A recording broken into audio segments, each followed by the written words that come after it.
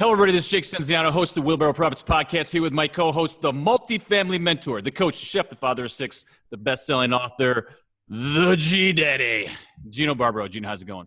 Mr. Yaki Boom Boom Stenziano, I'm doing good this morning. How you doing? I'm doing great, man. Going to go look at some deals today. Going to get out in the field. Going to push the admin work aside. So that's what I like to do. And I'm going to make a little plug right now for our live event, October 6th and 7th. It's shrinking. There's a few tickets left. If you want them, get them while they're hot. The G-Dad's got the goods. Nashville, not only a destination to see Jake and Gino, but a destination city. All right? Going to be a good time. You don't want to miss this one. Like Jake said, I think about 30 tickets left. We're shooting for 350 people. We've got some great sponsors. And Jake forgot to mention what we're going to be teaching about, what we did last year. The buy right, the manage right, and finance right. There's not much upselling at this event. We're there to really teach our community and to teach everybody there. I had a great time last year. I loved it last year. It's all multifamily. We're going to have our insurance guy there. We're going to be talking about laundry. Who talked about laundry at a live event? But it's all about generating revenue on these deals, right? It's all about where we can increase the value of these properties. We're going to have a cable guy talking about cable contracts. This stuff is very important. We dive into the weeds because we want to get into the weeds because that's where you make the money, right? The attention to detail, it's where you make money in multifamily. So that's why I'm excited to be there this year. It's going to be a lot of fun. The D-Dog and I had dinner with Capital One Multifamily last night, and I forgot to tell you, they want a booth. So we're going to have to get you on after that. Whew.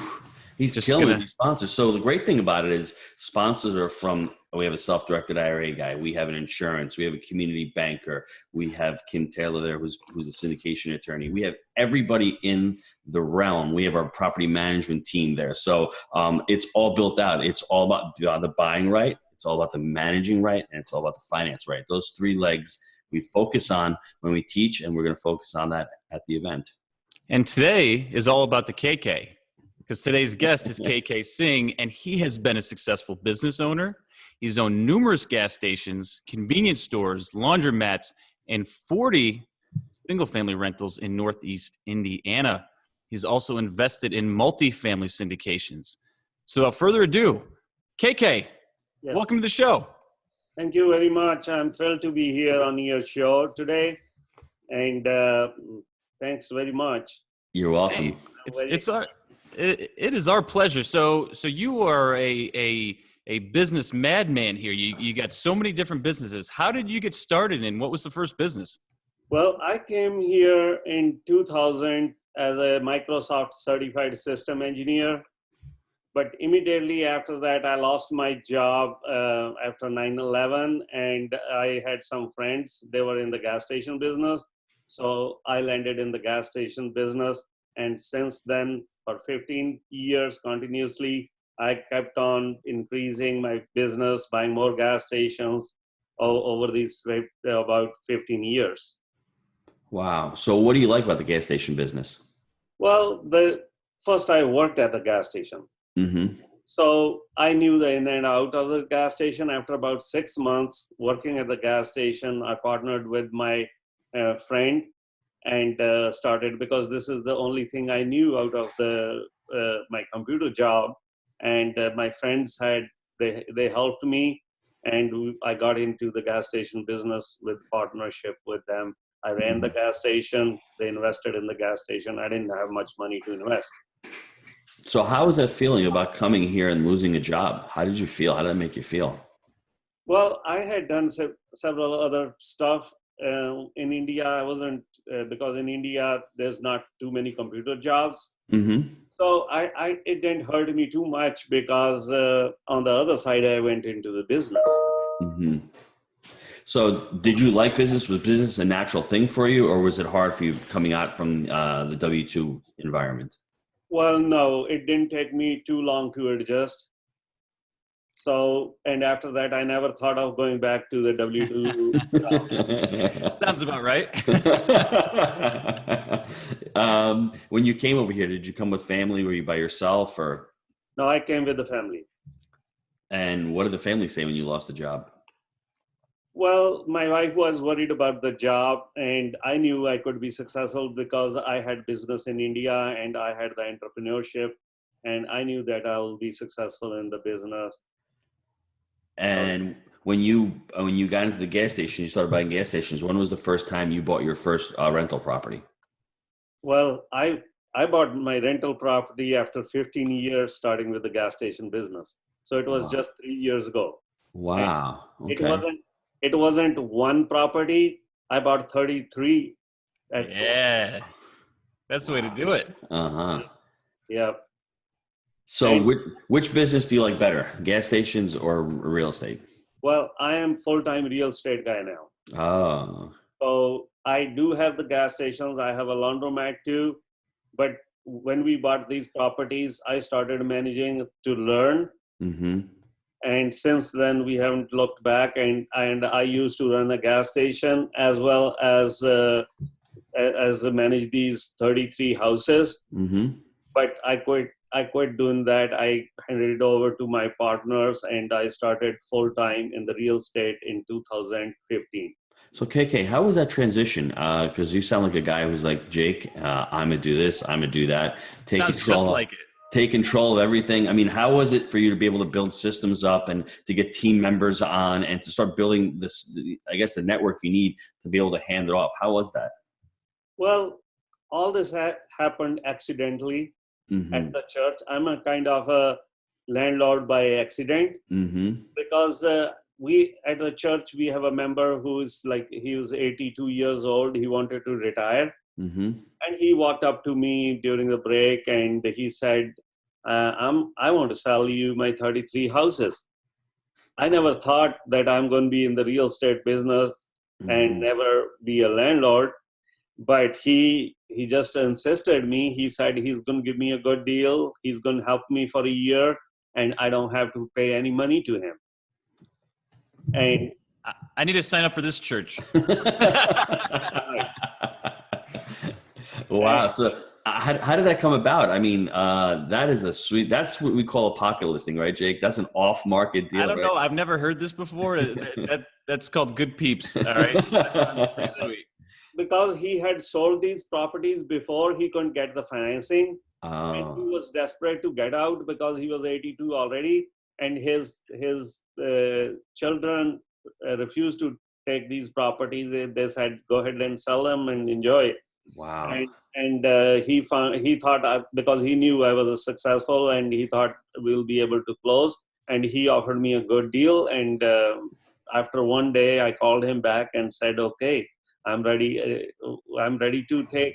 And I didn't do any research. I didn't know how to look at these cap rates, financials, and all that of the houses. I knew the gas station business very well, but I just compared it to the gas station and saw the income and the payments and everything, and signed up.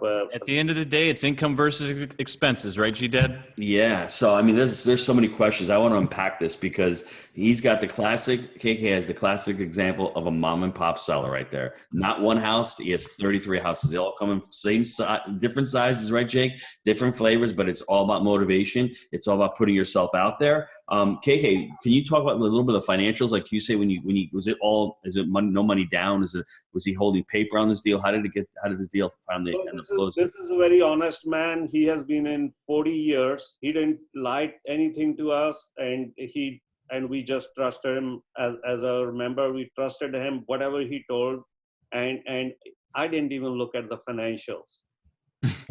Wow. I didn't even look at the financials. He didn't even give us the financials. The financials were only given to the bank. Wow. So when you closed on the deal, what was the strategy? Was it a value add strategy? Did you do any different maintenance? Talk about the deal a little bit. Oh, okay. There was no value add. He had done all the stuff. These were old houses though, but he had maintained them very well. His family owned several other houses in the area, and he always did the maintenance. He managed himself. So there was no stuff left to be done. And I took over. When I took over after the closing, and he was supposed to help me for a year. And after about 10 days, I realized that he is old school. He wants to do everything on paper. and I was like a tech guy, and I said, Uncle, this is not what I'm going to do. I went ahead and started researching, and I found Buildium. I signed up for Buildium and moved all my properties, and after 10 days, I let him go. Oh, wow. So you fired him. That's good. So Oh man. you scaled up from the very beginning. What did you end up doing with these properties? Did you end up refinancing these properties? What did you end up doing with them? Oh, actually, before we closed, his son said, "Oh, you won't be out if you're going to finance them. You won't be out of the business. So you'll still be in the business, helping them with your money and everything." Mm-hmm. And he said, "Oh, I don't want to finance you. Mm-hmm. Because then I won't be out of the business." And then I made a deal with him. I said, "Okay, give me one house free. We'll get our own financing." And he agreed to give us a house free. Out of 33, he gave us one house free, and we went ahead and got the financing from the bank. Wow, that is awesome. So you got the 33 houses. When was the first venture, I guess, into multifamily, into an apartment complex? The last year, there is something in between that I want to talk about. Sure. His son had 6 houses too. Mm-hmm. And we, in the meantime, after 15, we had a team gathered together, and we decided to flip houses. We flipped some houses, and then we thought, okay, we are paying everything back in taxes, so what's the use of doing these flips? Mm-hmm. And we decided to stop the flips, and we bought a house at the auction for $23,000, which appraised at $56,000. We used that house as collateral and bought his son's 6 houses. Wow, that is awesome. Tapping the vein, right? Just working through to clear them out. Wow. Yeah. So I didn't know at that time what is creative financing is, but I accidentally did that creative financing. We didn't have to put any money out of our pocket, but I mean, we bought like 7 cash flowing properties, and the property that I bought for $23,000, Mm-hmm. and we rented it for $760. Wow. So here's the thing. You developed rapport, you created rapport with the seller, you Right. showed him that you were a closer, and therefore it opened up more opportunities because you did things right on the front end. Yep. Rapport, closing, doing what you say you're going to do, creates more opportunities down the road. That's exactly what happened there. So very well done. That's Wow. great. And after having these 40 properties, I said, stop here. I started researching, reading books and all that. And I thought this is the time to move to the multifamily. Mm-hmm. So we decided to move to the multifamily and invest in syndication. First, we started trying to buy our apartment complex by our own. And we did give offers on 4 properties. There were small properties ranging from 32 to 96. And we had $1 million cash at that time. And but none of our offers were accepted. Mm-hmm. And after giving 4 offers, I decided that we are doing something wrong. I started learning a lot, bigger pockets, and read some other books and connected with some other people. And then I came to know there is something called syndication. Mm-hmm. After I've been doing a lot of research, and I said, okay, in the meantime, we're going to invest in syndications. Mm-hmm. So I started connecting with the syndicators and started learning more and more about it. I started reading more and more about it. And then last year I invested in 2 deals. And this year I have so far invested in 4 deals. Wow. Let me jump into that real quick. But what I want to do is go back to your story about buying those homes. I want the listeners to know, what mistakes did you make at that time when you bought those properties that you said I could have avoided that if I had a little bit of experience? Okay. I don't think we made a mistake in buying those properties, but I made a mistake in when we were doing flippings. Mm-hmm. And we bought a house on the auction.com. And immediately after I bought it, I went to the house and knocked the door and asked that lady if she would give me the keys. And she said she's going to give me the keys on the weekend. She's going to move out. I told her politely that we have bought this house and it was auctioned on auction.com, and she knew about it. And she vacated the house in 3 days. Mm-hmm. And she handed over me the keys. I didn't have to pay her anything, nothing, just polite words. And she also let me walk through the house when I went for the first time. And she did give me the keys, and we invested $20,000 on that house Mm-hmm. before the closing. Before the closing. Okay. Before the closing. The house was ready before the closing because there wasn't much needed done. Mm-hmm. So we changed the carpet, we painted the house, and there were certain things we did put new lights, etc. We did put the new appliances, and then we closed the house. Mm-hmm. When we closed on the house and we put it on the sale, and it was sold for the price we listed for. Okay. Within a week, it was sold. But I think that was my mistake, putting $20,000 before the closing. Mm-hmm. But we made money on it, and everything went well. But I don't think somebody should be doing it. I realized after that I shouldn't have done this. Mm-hmm. If something went wrong with the closing, and we would have lost that $20,000. Yep.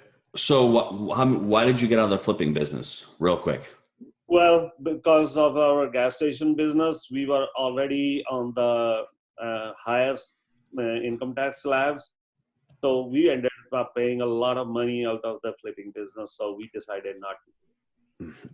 Jake, that's just like Dave Zook trying to find the alternative way to save taxes, and that's why he got into multifamily. Now, when you look at a syndication, what's your criteria for looking at a syndicator or looking at a deal and saying, I like this deal, I'm going to invest in this deal? Okay, well, first of all, when I decided into moving into multifamily, the tax was my first concern because we paid a lot of income tax. And I said there has to be a legal way to avoid this tax, because there are people who are in the real estate didn't pay a penny tax. I have heard a lot on the news. Mm-hmm.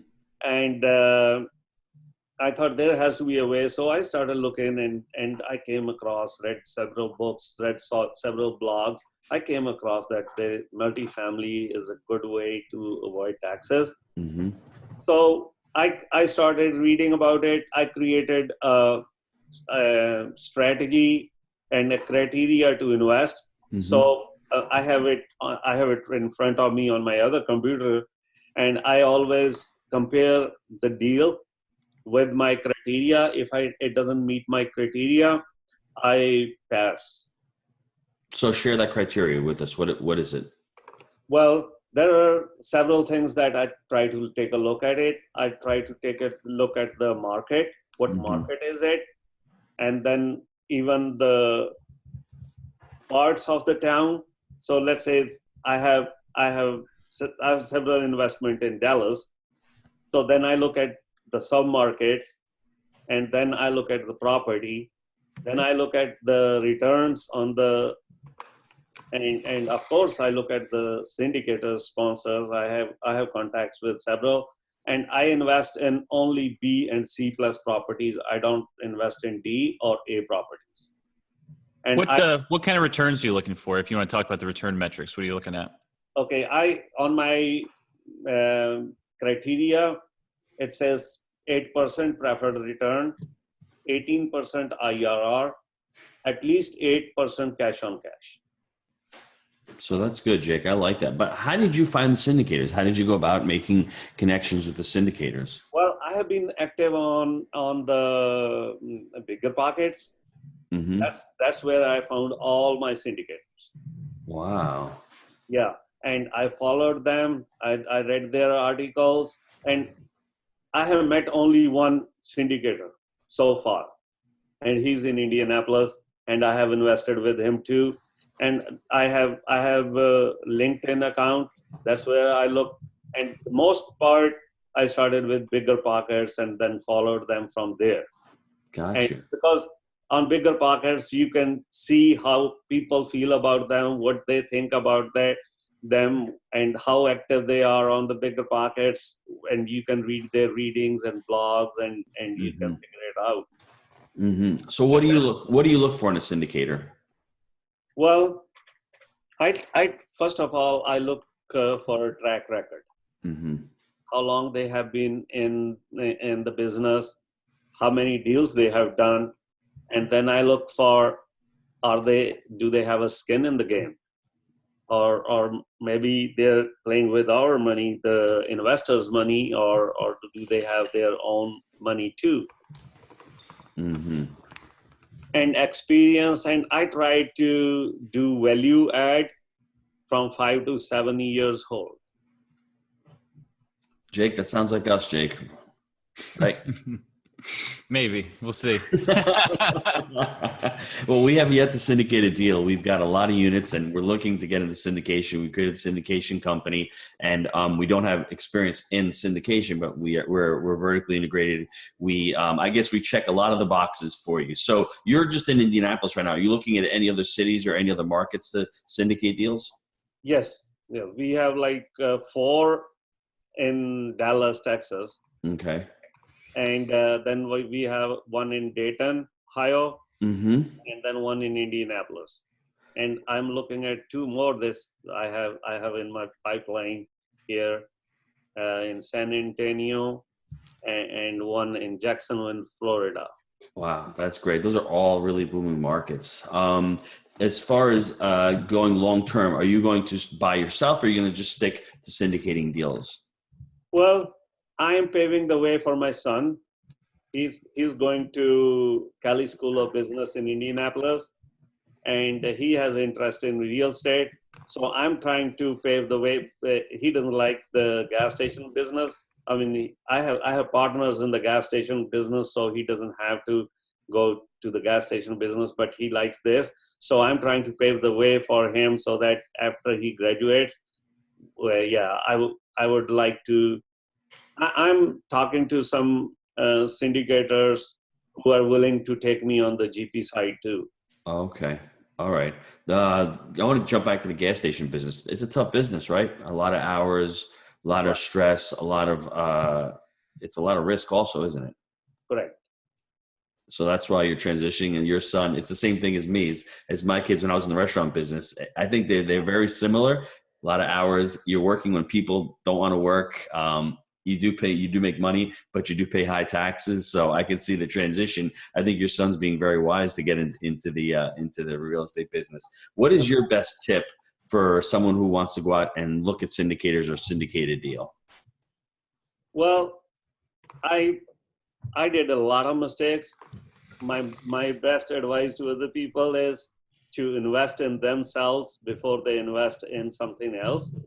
Any real estate, they should be reading some books. They should have basic knowledge. And when we went into the real estate business, we didn't have any knowledge. We didn't know what cap rate is. So my advice is that they should have at least the basic knowledge, and then only they should be investing. And every person has their own goals. My goal is different than yours. And I have taken classes also. I have taken a course, and I'm taking another one.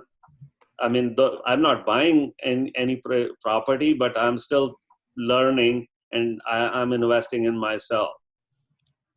Very cool. I like that. I always like to ask people, do you have a best habit for success? Is there something that you do on like a daily or weekly basis that has contributed to your wealth creation? Well, let me tell you this here. I go to the gym almost every day, and I listen to at least one podcast every day. All right. So all of you, I have listened to your podcast before. So every day I listen to one. So that means I'm meeting for at least 45 minutes, half an hour to 45 minutes, different people, how they did it. So KK, I'm trying to learn from other people who have walked this way already, rather than inventing a new wheel. That's what they call first time caller, long time listener. Right? Yes, I like that. So, what about a book that you've talked about reading and things like that? What book would you recommend to the listeners that's helped you in the real estate game? Well, I think every person should read Rich Dad and Poor Dad, but by Robert Kiyosaki. But if they want to get into, I read Multifamily Millionaire by Dave Lindahl before I read Rich Dad and Poor Dad. So if you're getting into multifamily, this is the book I recommend everyone to read, and it's a step-by-step process to acquire an apartment complex. What project are you excited about right now? Well, I am, for next 3 years, I'm interested in investing passively.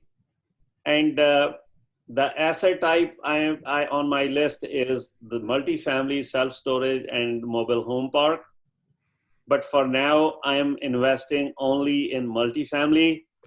But during the next, I want to have some part of my portfolio in self-storage and mobile home parks too. I like Very that. cool.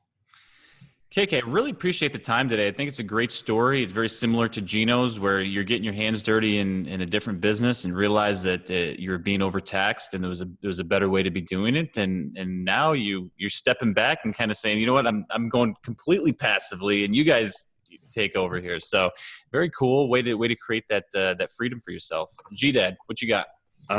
Couple really, I think, golden nuggets that everyone has to listen to. Just because you're investing in something passively doesn't mean that you shouldn't have total control of what you're doing. People spend more time researching a car and researching where they're going to buy their next dress or their next suit more than an actual investment or an actual deal. They think that putting money in real estate is like putting money in a mutual fund. No, real estate is active. If you're not doing it, somebody has to be doing it. Somebody has to, right, Jake? Buy right. What's the quote? What's the quote? Right, and finance right. What's the quote? What's the quote, man? You got the old quote. Either you either get the knowledge or you get the what is it? A person with money meets a person with experience, and the person with experience gets the money, and the person with the money gets the experience. So that's just the way life is. I mean, just because you're doing something passively and not actively, you should still be engaged. You should still spend thousands of dollars on your investment, on your because that money's going to come back to you. And as you learn, you'll be able to weed out the bad deals. It's all about buying the apples and the stocks of multifamily and buying those syndicators. Guys, always look at the sponsor. You'd rather have a marginal deal with a terrific sponsor than a terrific deal with a marginal sponsor. You want that sponsor to really shine and really to put his, like KK said, put skin in the game, put his own, life on the line, because this is his deal and he's got to be beholden to his investors. So that's what I got from this podcast, Jake. There's a lot of gold nuggets here. So I just want to thank KK for coming on and sharing his story. Cool. KK, really appreciate it. Thank you very much. Thank you for having me on your show. Thank you. Have a great day, guys. See you guys.